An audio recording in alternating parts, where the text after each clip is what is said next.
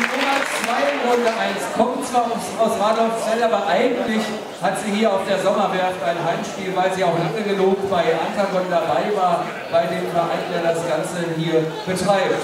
Ruft auf die Bühne Julia Bradlock.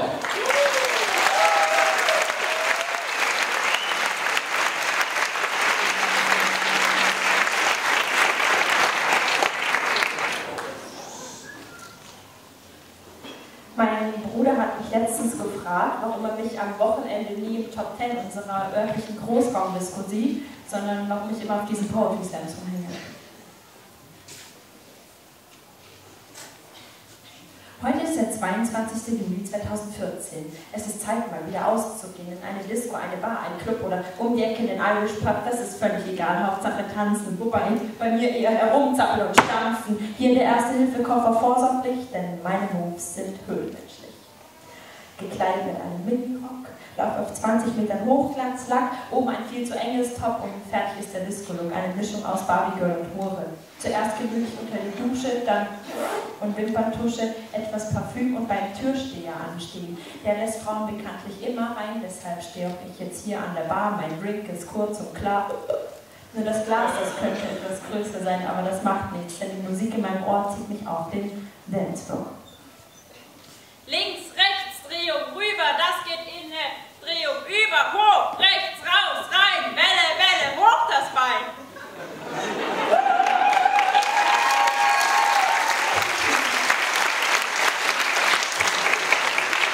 Schnellste. Mit dem Boden, mit dem Licht, mit dem Takt. Ich bin der Boden, das Licht, der Takt. Ich bin die eine, die völlig abspannt bis zu diesem einen Moment, dem Höhepunkt, wo die Musik durch deinen ganzen Körper fließt und du völlig in Ekstase beide Augen schließt.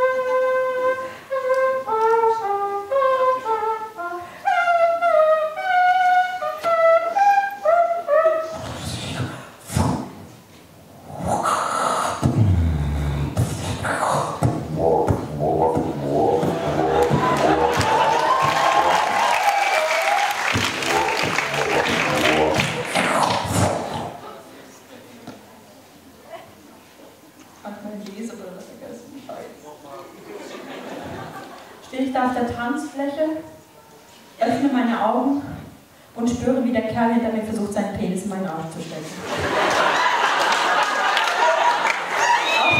Ausweichen geht nicht, weil Frauen mit verlaufender Scream-Maske um einen herumstehen. Eingepfercht in diesem Mackel-Dackel-Club zelebriere ich meine monotonen Tanzbewegungen und bei jedem Tanzschritt bohrt sich die Glasscherbe weiter durch meinen Schuh. Bis auf den Knochen. Aber das nimmt wenigstens von dem Schmerz der Blase am kleinen Zeh ab. Dann wieder der Penis in kreisenden Bewegungen. Zu dem ganzen engen dunklen Arm die Bakterienkultur, welche man aufgrund der alkoholerträgten Hemmschwelle auch mit wehenden Armen teilt. Der Kerl hat mir gleich ein Loch in meinen Rock geschubbert. Alter! Du scheinst ja echt netter Kerl zu sein, aber dein Schwanz muss ab!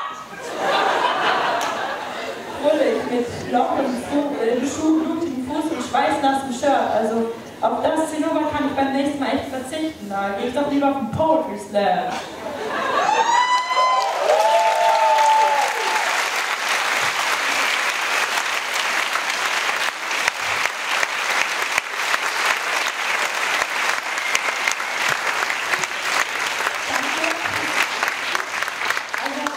Dass ihr das genauso seht.